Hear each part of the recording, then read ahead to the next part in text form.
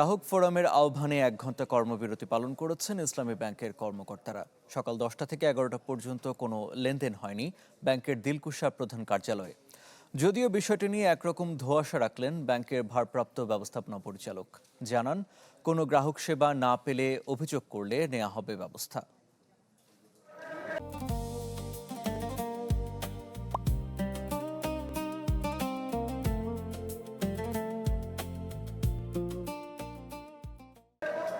এই ছবি বৃহস্পতিবার সকাল 9টায় ইসলামী ব্যাংকের প্রধান কার্যালয়। এভাবেই গ্রাহক ফোরামের নেতারা ব্যাংকটির ভারপ্রাপ্ত ব্যবস্থাপনা পরিচালক আলতাফ হোসেনের কাছে আবেদন জানান কর্মবিরতির। কর্মবিরতির আহ্বান জানাই, কিন্তু গ্রাহক আমাকে আসলো না, কারো যেন কাজ করার প্রয়োজন হবে না, অটোমেটিক কর্মবিরতি। এটাই ছাড়। এরপর 10টা থেকে 1 ঘন্টার কর্মবিরতিতে হয়নি কোনো লেনদেন, যাতে ভোগান্তিতে পড়েন সাধারণ গ্রাহকরা। ওয়েট করতে হয়েছে, ওনারা ছিলেন বাইরে, হয়তো ওনাদের উপর থেকে নির্দেশ ছিল, ক্যাশে সেও ছিল না। 11টা বাজার সাথে সাথে ওনারা ইনশাল্লাহ সবাই চলে আসছে। তো ঢুকতে দেয় না গ্রাহকরা, তো আমরা তো ব্যাংকের মালিক, আমরা ব্যাংকের ভালো চাই।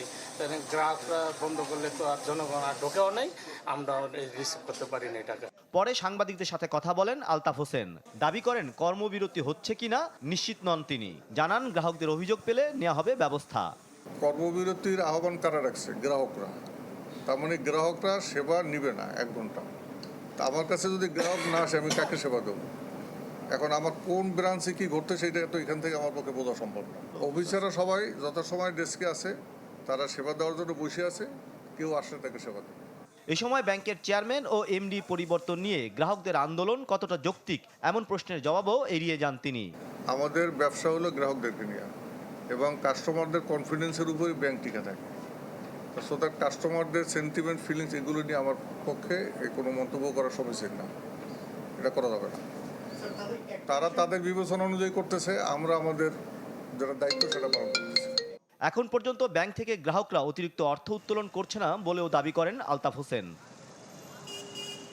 মাসুম মিয়া, চ্যানেল 24, ঢাকা।